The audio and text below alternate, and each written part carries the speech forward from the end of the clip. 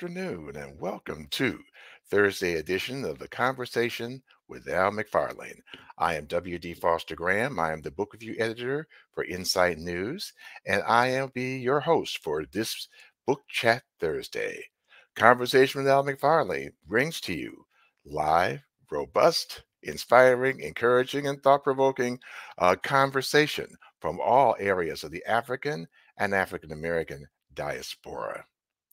As on our channel, we have recently exceeded 1,100 subscribers, and we're shooting for 2,000. So if you like our content, no, like the videos, share, and subscribe to the Conversation with Al McFarlane. Now, today, as I said, is Book Chat Thursday, and we have a co-author book today, and it's a book that is very timely given the 2024 is an election year. And the book is titled A Bright Day at the State Capitol, There Ought to Be a Law. So I'd like to briefly introduce our co-authors. First author is Portia Bright Pittman. She served as legislative assistant for members in both the Senate and House of Representatives at the North Carolina General Assembly, and early on, she earned her start in politics by successfully managing a North Carolina State House Representatives campaign for Gene Farmer Butterfield and the City Council campaign for her co-author. She expresses her passion for youth by helping them understand how government works. Portia leads programs for schools, criminal justice reform organizations, and faith communities, and the groups about the legislative process. And our second co-author is Dr. Calvin Mercer. He has also co-authored with Canadian scholar Tracy J. Trothen, Religion and the Technology Future, Biohacking, Artificial Intelligence, Transhumanism, which won an International Society for Science and Religion Book Prize. His credits with UK scholar Steve Fuller are the book series Palgrave Studies in the Future of Humanity and its Successors, Professor of Religion at East Carolina University. He is founding chair of the American Academy of Religion, Human Enhancement and Transhumanism Unit. He is a Christian Transhumanist Association academic advisor, and he holds fellowship status in the International Society for Science and Religion. He trained in clinical psychology, practiced professionally, and uses his discipline in his published work on religion. For example, Slaves to Faith, a therapist looks inside the fundamentalist mind, with a foreword by Martin Marty. He is a former municipal elected official. He is the co-author of There Ought to Be a Law, A Bright Day at the State Capitol. And now, for this book, also has received a Planting People Growing Justice Leadership Award for Book of the Year. So it is an honor and a pleasure to introduce Portia Bright Pittman and Dr. Calvin Mercer. Thank you so much for having us. This is an amazing opportunity. I'm thankful. I really honestly didn't know when this interview would take place, considering we met in Minnesota. So this is amazing. Yes, glad to be here. Thank you very much. Definitely a pleasure to have you here. And so again, we're talking about, right, there ought to be a law, bright day at the state capitol, and say 2024. We know that this is an election year, and it's had a lot of different things going on that have happened, as we know by the different media. But this book, again, I was impressed because it's an interactive book for children. So, with that being said, I'd like to start off with how this book developed and how the two of you came together to make it happen. Well, I think it's important to highlight our relationship first. Dr. Mercer and I actually met when I was he asked me to manage his city council campaign, and of course, My friends had talked me up, and I was all nervous and things like that. But I ended up, taking that job opportunity, and through that experience, we built a great friendship, and he's always a great mentor. So I think that kind of led to us creating this book. Yeah, it's been a great pleasure to work with Portia, and she calls me her mentor, but that lasted about 5 minutes because she is so talented, and she may not say this, but the children's book was her idea, but I immediately bought in. It resonates with both our interests. Children don't vote. You mentioned the election. Children don't vote, but they're very, very important and future citizens of our country. And when I was in the city council, I got lots of people, of all ages wanting me to do things. But when a child or a kid, a young person came to me, even though they couldn't vote for me, I really listened to them. And so we're just so pleased to work together to provide this book. That's amazing. That's really amazing. I guess I give you a kudos for putting this together so that children actually understand what the process is, because children ask questions, and they are our future. So yes, indeed.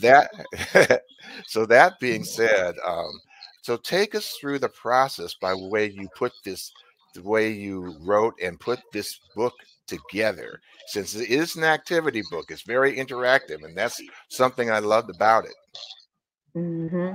Well, when we were, talking about the story, I envisioned all the children that would come to my job at the General Assembly. And they would be so excited about, everything that was going on around them, not even realize how important the place was. But I wanted them to be able to have a tool that they would be able to, connect with, and something that was pretty much on their level, that they would be able to, easily figure out the concepts behind the story that we have. And so it was a no-brainer to, incorporate things that kids are doing all the time with crossword puzzles and coloring, which is a therapeutic way for them to relieve some stress as well. So Dr. Mercer and I, got together and started going through some activities, and, him being a professor and all that kind of stuff, it kind of like went hand in hand with us figuring out what activities to put in the book. Dr. Mercer? Well, I'll just note also that from my bio sketch you read, all of my writing up to this book has been for an academic audience or adults, and it was a really interesting process to. It took some time. Most of the time in my part of writing the book was getting my mind in the mode of a young person, and then speaking out of that space. That was a fascinating experience in writing the book, but it also, I think, is important that we all as adults attempt to really at times look at the world through the eyes of young people. It can look quite different, at my age. I know about how many more decades I have, and a 15-year-old is looking at decades and decades, and the world and the world's problems and the mandate to provide solutions to those problems, we're really talking about their future. And so that was an interesting experience for me, not only in writing the book, but in reminding myself to think about the world sometimes from the eyes of our wonderful youth. I think it can inform our politics if we do that. That is so true. And sometimes when you're talking about that, it makes me think about when my son was a child, and he just looked at a whole different world viewpoint and stuff. He's 24 now, but then going back to then, seeing because he's just so inquisitive, wanting to know about everything about the world around him. So that being said, I would love to hear a little bit more about how the two of you grew up?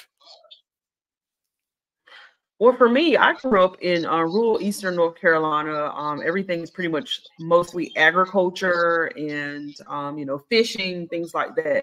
But I was pretty much the first person in my family to graduate high school, as well as going to college and all that kind of stuff. And so for me, getting into the academic space, it was, a little different. It was a little challenging, but, writing has been something that I've always been strong with, according to my instructors in school.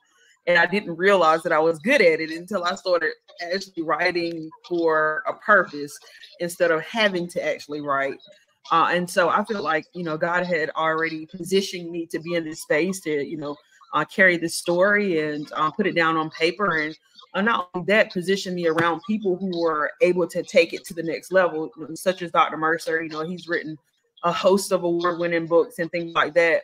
And so for writing this children's book, it really just allowed me to sit down and to, be that child again, have that big imagination again. And so it was really an amazing experience, not just for myself, but for my family to see someone come from the family and now be an author, now have something on a shelf that they can actually go and pick up and read. That they're connected to. So I think everybody got inspired to, go out and achieve some greater things than what they were doing before when I started writing and became a published author. Yes. And Dr. Well, that's a really excellent question, because we all are products of our story and our experiences and our background. And the one thing that comes to my mind is both my parents. I was fortunate to have good parents, and both my parents gave back to the community. They various ways, whether it's a faith community or the schools, they were giving back to the community, and they instilled in me and my brother and sister that that's something that you do, that your community has invested a lot in you, has loved you, has raised you, and that you give back to the community. It's just something that you do. And that was really the genesis of my interest in running for public office. I was my arm was twisted to run. I'm not a career politician. I had no interest in moving up the level to the state and all that. But there were things in our community that some concerned citizens felt strongly about, and so they recruited me. And I looked at it as, well, this is an opportunity to give back to the community. And the book sort of grows out of that, political interest and background. And I see it too as a way of giving back to the community, the youth community, that is so important for the future of this country, the future of their lives. And again, I've said this, but it's just a pleasure to work with this fireball of energy and creative ideas called Portia Bright Pittman. Well, yeah, I mean, it's interesting how sometimes like our history kind of influences how our writing is. So, so I'd like to, since you've both been involved in terms of government in different ways, tell us a little bit more about how it influenced the way you presented it for children in the book.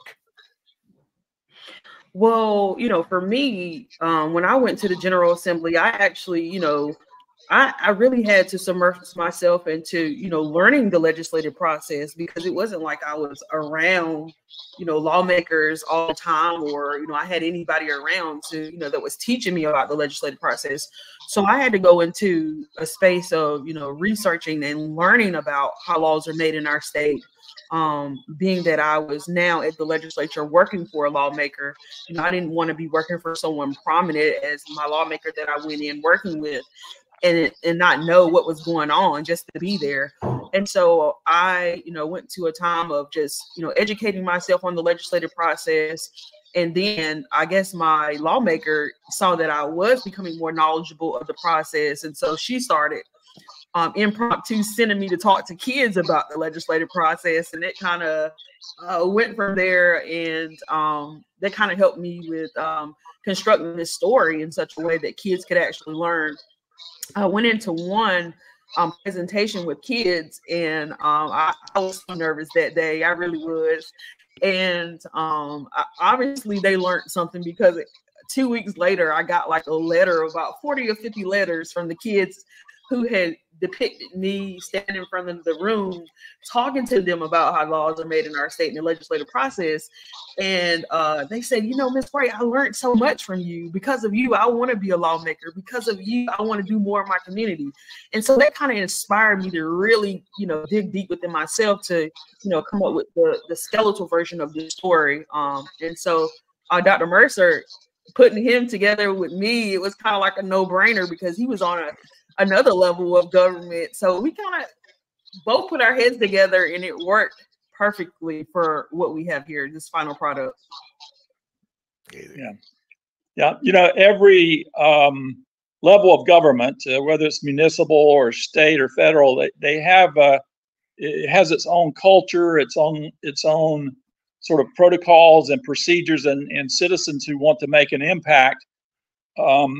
You know, it's very helpful to be informed about how to do it, you know, at your city level or state level. And Portia, you know, had this wonderful idea about, well, let's explain how a bill is made. And so these two kids in the children's book, they actually walk through the process of how a bill emerges from an idea to an actual law in the state. And it's really brilliant, the idea to put it that way. And I will say this too, that the book is wonderful for children, and it helps educate them that things can actually get done and how they get done. But both Portia and I have had plenty of adults tell us that they have enjoyed reading the book, and they learned so much about how how bills become laws in our state from reading this children's book. I don't think we didn't expect that, but that's a kind of an interesting side benefit, is the adult readership has been, I guess parents, you know, they read it before, as they are reading it to their kids, or they read it but make sure it's okay for their kids. But parents have told us that they get a lot out of the book because it's done in such a fun way. And just one more point about that. I think politics today, as we know, is pretty challenging and can be divisive and can bring a lot of tense and anxiety. And so I think, you know, the tone of the book is one that pushes back against that. You know, making laws, finding compromise, speaking out with ideas and having them make a difference in your city, county, state. Doesn't have to be, you know, oppressive. I mean, it can be fun to participate, and we want kids to get that.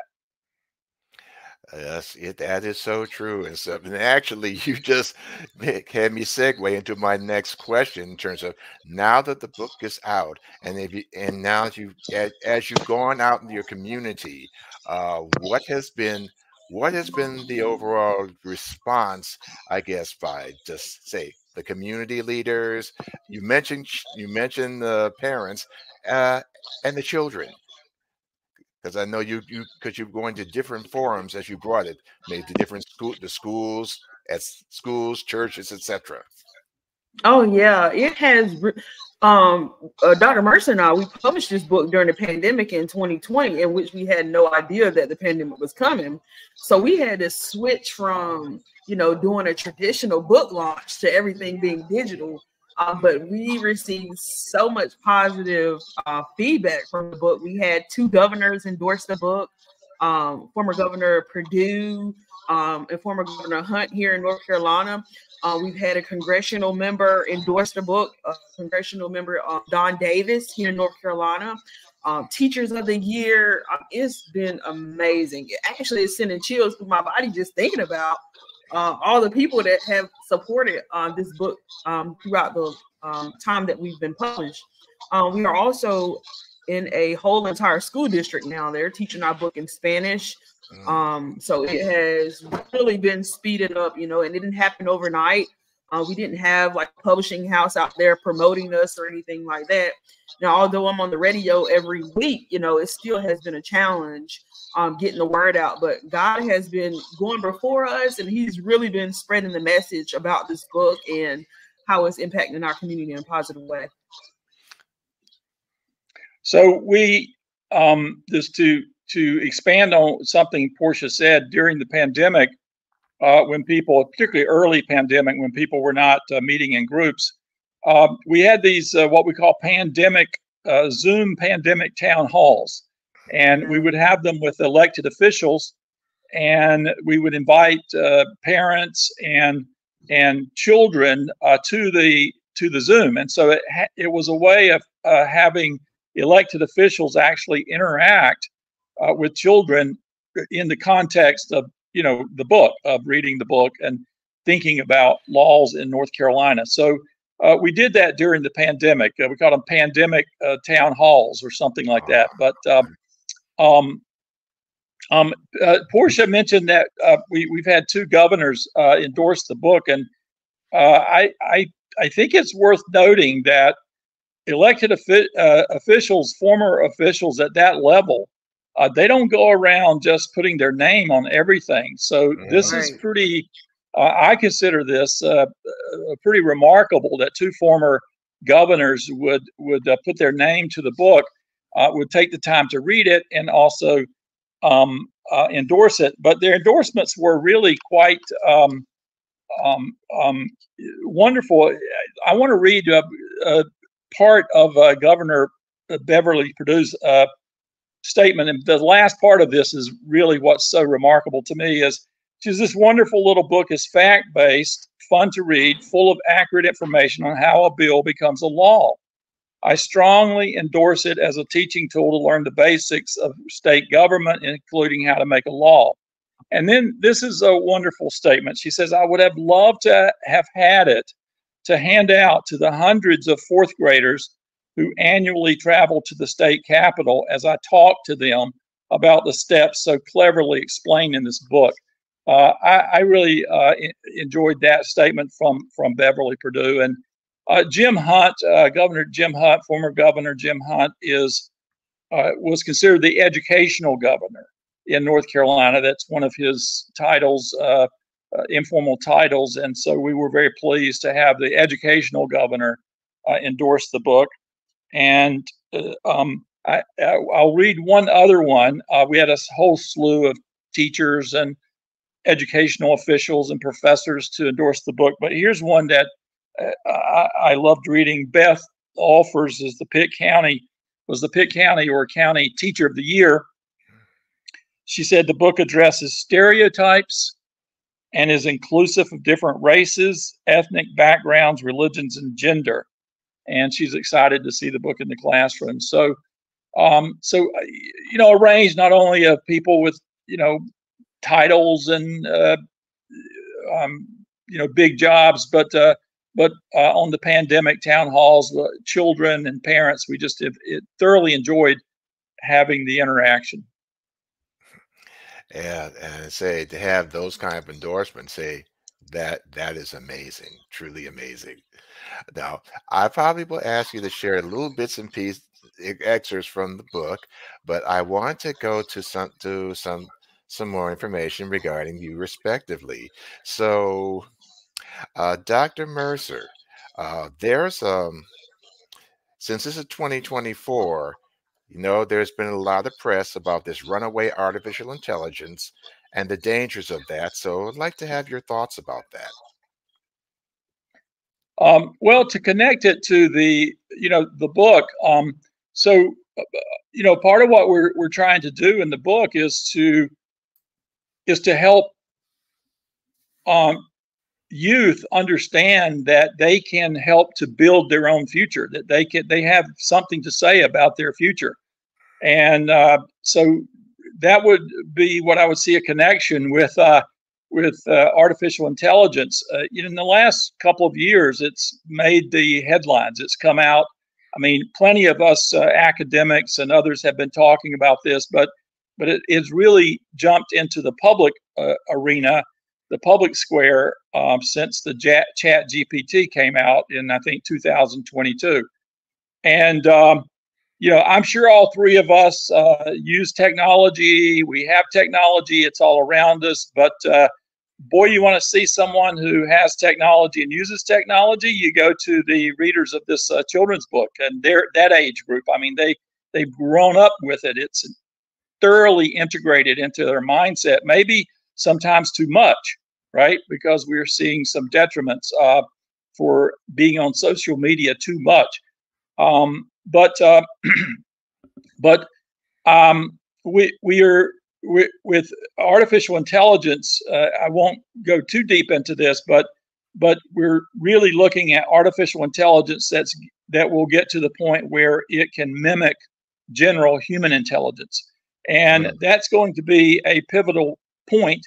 And then most experts think that it can go beyond that and into what we call super intelligence. That, if you can think of someone who's average human intelligence, well, if you say, what about some machine that has 100 times human intelligence? So we're moving into territory that is rather more quickly than society is ready for, and the young people are going to. I mean, this is their future. And I'll make another connection with the book, is that what you call runaway AI or super intelligence, or intelligence that mimics general human intelligence, has all kinds of implications that are going to have, it's going to have medical, educational, social, religious implications, but it's also going to have legal implications. And we know now at the highest levels that there are congressional committees that are, beginning to work on this. There's no in 2024. There's no major presidential candidate who has really elevated this to an issue of a campaign. But that's just because the general public has not been informed enough about it. But I predict that, maybe the next presidential election or the one after that, this will be, along with the economy and climate change and race issues, whatever it will be, a major issue. And so there's going to be government involvement. And that means that the young people that are reading this book, as they become of age to vote and to participate in sort of running society, they're going to have to be involved in making laws at probably at the state level and the federal level, especially in terms of regulating or trying to direct artificial intelligence, because it can be, to use religious language, it can take us into hell or heaven on earth. And so this book, I don't want to, I don't want to try to make it the be all and end all of everything, but it is about making laws. And there's no question but that we're going to need guidance on as AI and other technologies get more and more potent. So it seems like a simple idea. Okay, how do you make a law at your state level? But it's going to be doggone important for young people to be engaged in these governmental processes as we move into the technological future. And that's a lot of food for thought, because as things happen, technology so fast as it is and stuff. So, Portia, would you like to add to that?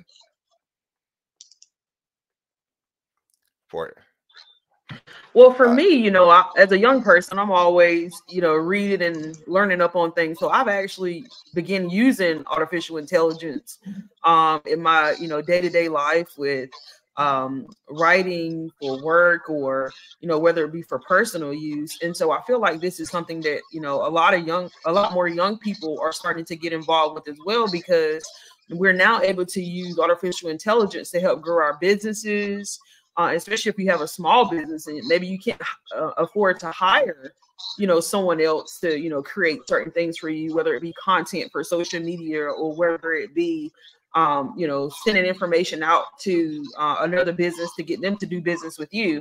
So I think this is a new development that I'm appreciating, honestly, thus far. I haven't seen any issues with artificial intelligence thus far. And that is thus far.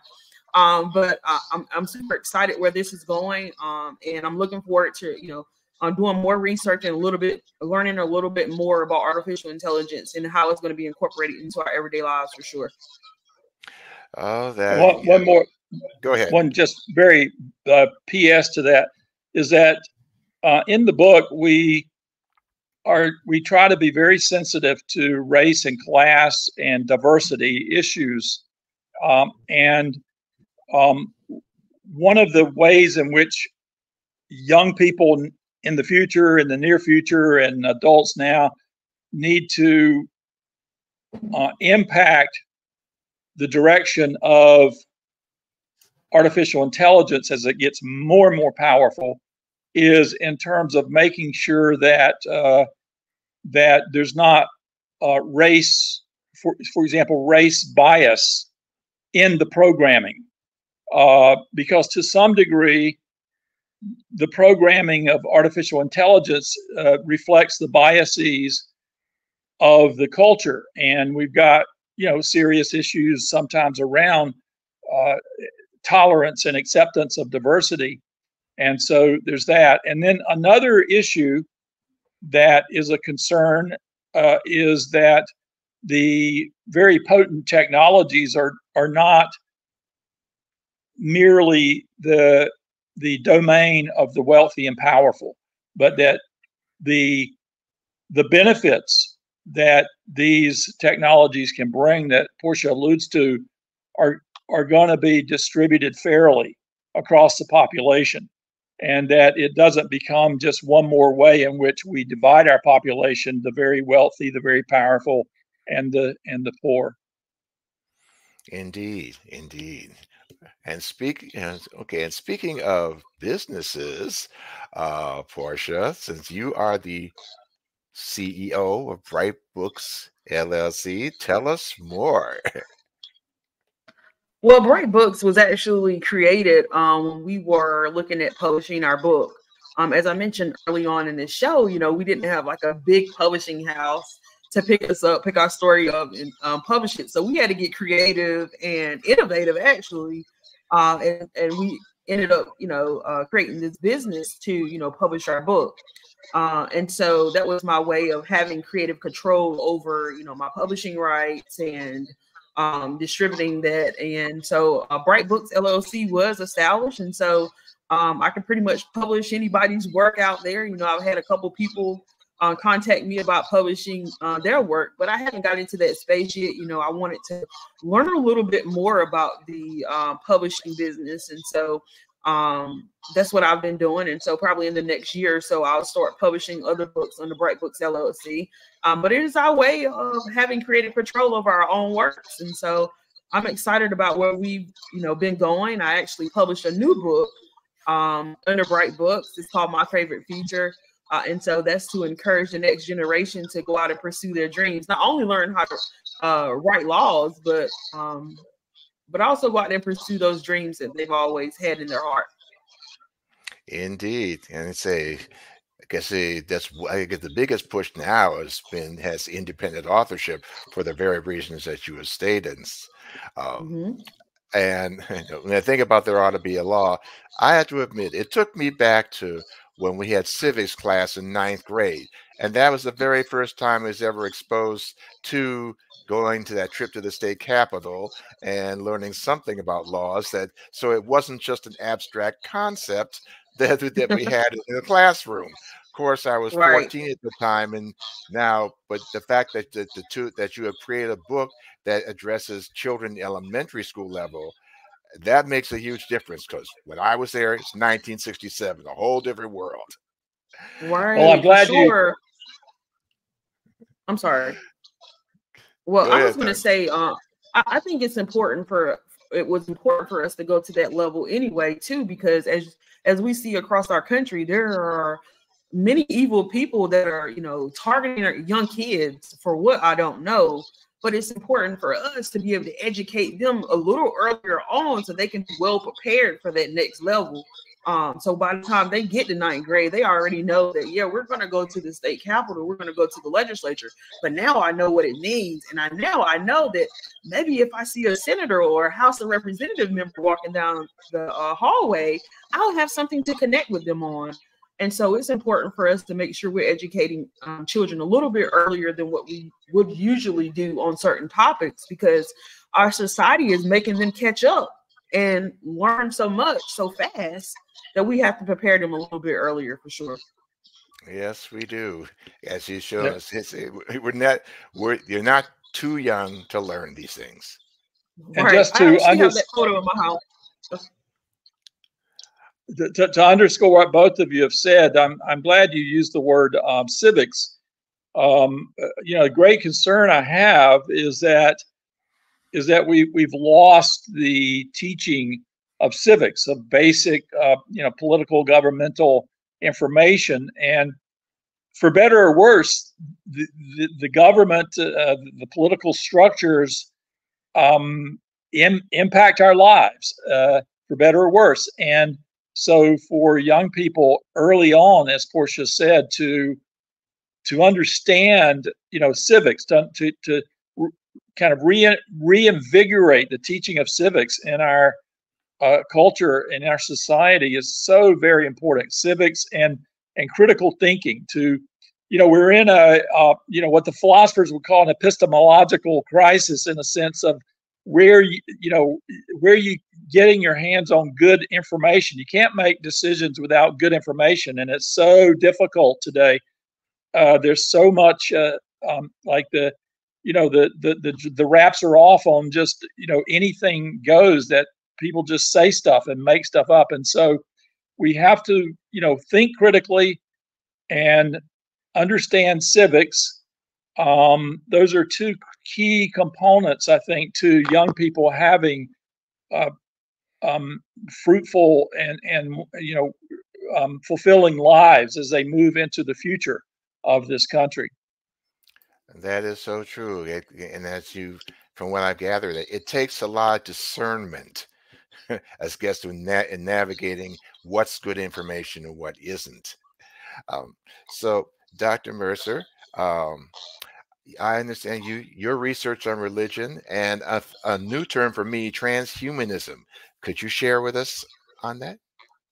Well, you didn't use the term, but you've already talked about transhumanism. So just very briefly, transhumanism is an intellectual and cultural movement that wants to use a variety of breakthrough technologies like artificial intelligence, tissue engineering, nanotechnology, robotics, to radically enhance human beings physically, cognitively, emotionally, even morally and spiritually. So I'll just give you a very, one example of physical enhancement. There are very, very serious efforts. I know this sounds science fiction, but there are very, very serious efforts out there. Silicon Valley, a lot of billionaires behind this, to terminate aging in the human species.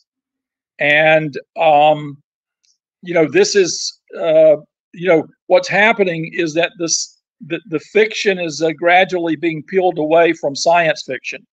And I know you may think I'm crazy when I say this, but the students I teach in college, the traditional college age students may very well, when they get my age and your age, now Portia's a bit younger than we are, but when they get my age, I think they're going to have options in terms of longevity and so on, that if most people in the public knew what they are right now, would blow the tops of their heads off.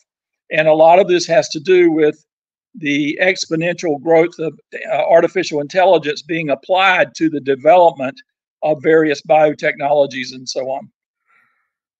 But so transhumanists are wanting to use all these technologies to transcend the human biological limitations that we have. Mm.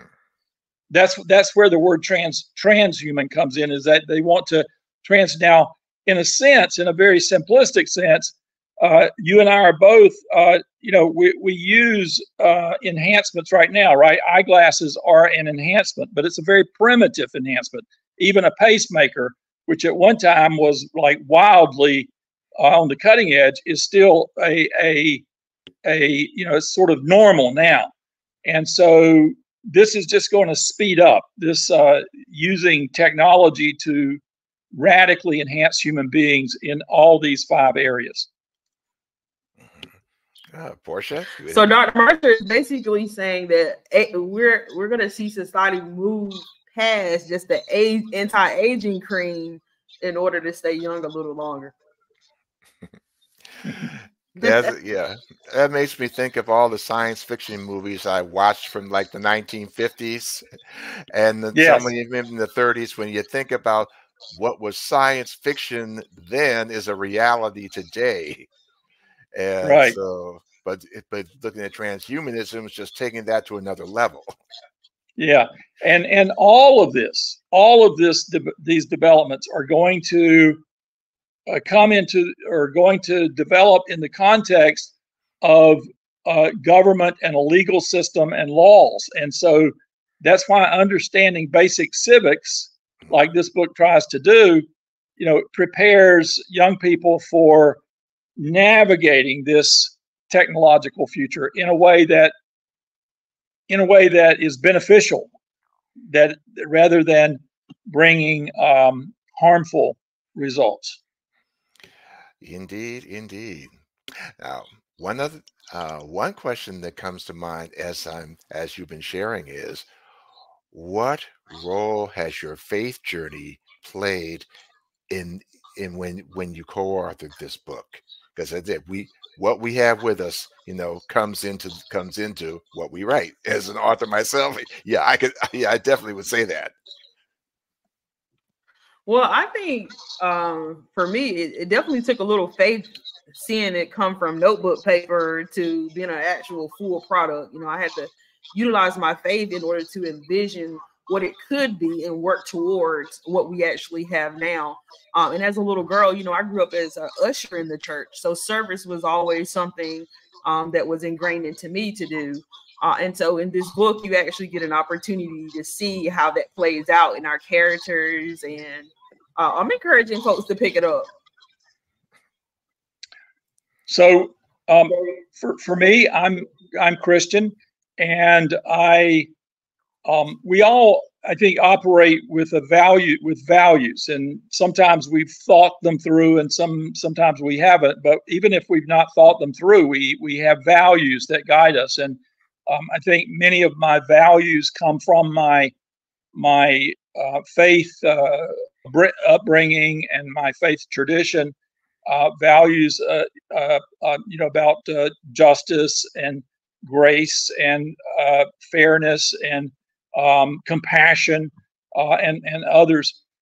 And so for me, I think even though the book is an attempt to, respect diversity, we don't push any particular religion in the book, because a part of my my understanding of my faith tradition is, acceptance of other people and the freedom. Freedom is a big core value I have. Of people have freedom, to work out their own, path and pilgrimage, but to contribute, to be selfless, to contribute to your community, to care about young people. These are all values that come out of my faith tradition. I try not to wear my faith tradition on my sleeve and beat people over the head with it, but it certainly informs things that I choose to work on and how I want to contribute to the community. Indeed. Oftentimes, sometimes the best way is just by example. And Yes. we don't have to Yes, say it. We just our example of the way we live speaks for itself. yes, Now, indeed. now, of course, of course, my viewers like to know what were the parts of assembling the book that were the most fun, and what were the biggest challenges? I get that asked, so of course, for my novels as well. So I'm passing out the question. Dr. Mercer, you want to take that one? Well, I will say one of the most fun parts of this book is something that I had nothing to do with, and that's the illustrations. With Portia's connections, we you know, made an investment, a financial investment, to have really professional illustrator. And I don't know if you're showing a picture of the books, but they just did a wonderful job of of depicting the characters that are in the story, and they're just beautiful. They just make you fall in love with kids, and so that's, for me, was maybe the most fun part of the book was something I didn't actually do because I can't draw, but the illustrator just did a wonderful job connecting visually the story that we put together.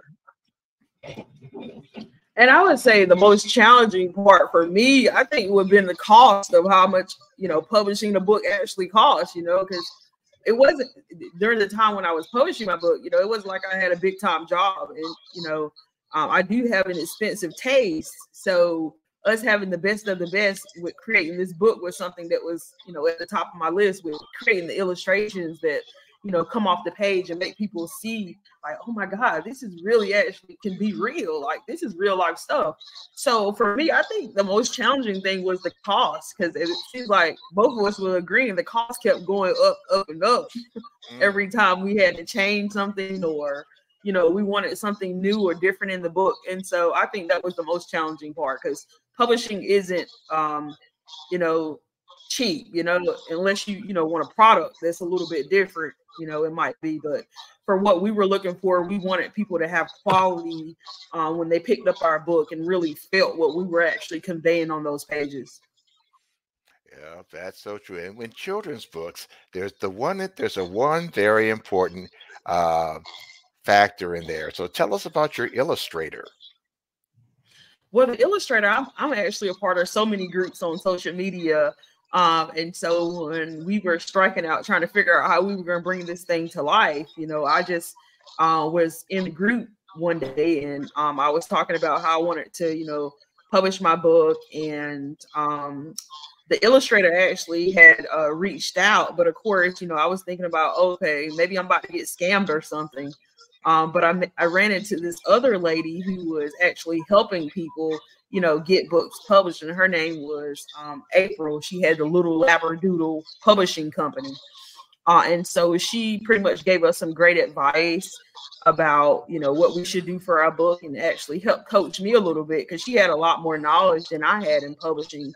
So she was paramount in helping us, choose the right concepts for our book, as well as the perfect illustrator, which happened to be the guy who actually reached out on social media. But he's actually from Indonesia. His name is Harry Avera, a really great guy. He's actually worked on my second book as well.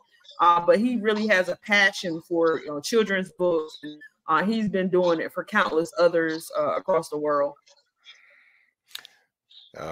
Like I said, the illustrator is so important because children are visual. Oh yeah, And for sure. that's such a difference, as I'm learning, between a children's book and a book for adults. Gotta engage them with the visuals. Exactly. And speaking of books, Dr. Mercer, I think you talked about different things in terms of the research and science and things like that. What books are in your future now that you've done this one? Well, at this point, I don't have a children's book in my future, but I'm working on a manuscript for Cambridge University Press. the transhumanism as a new religious movement. In other words, it looks at transhumanism, and even though transhumanism is very science-based and technology-based, there are those of us who look at it and see when they're reaching for indefinite life, or living indefinitely and those kinds of things. They're tapping into the topics that religion has dealt with, and so the next book is looking at how is transhumanism religious, even though it may not be trying to be. Indeed. Now, and Portia, we talked a little bit about your next book. Tell us more.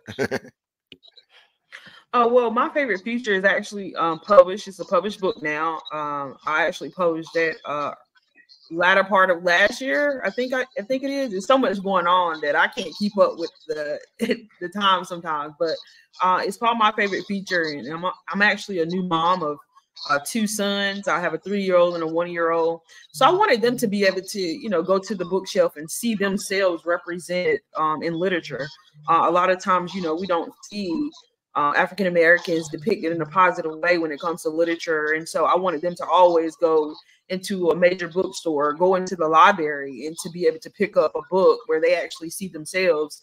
And so I wanted them to also not only see themselves, but dream that they can become those things that I talk about in the book, whether it be a scientist or whether it be playing football or basketball, whatever it is.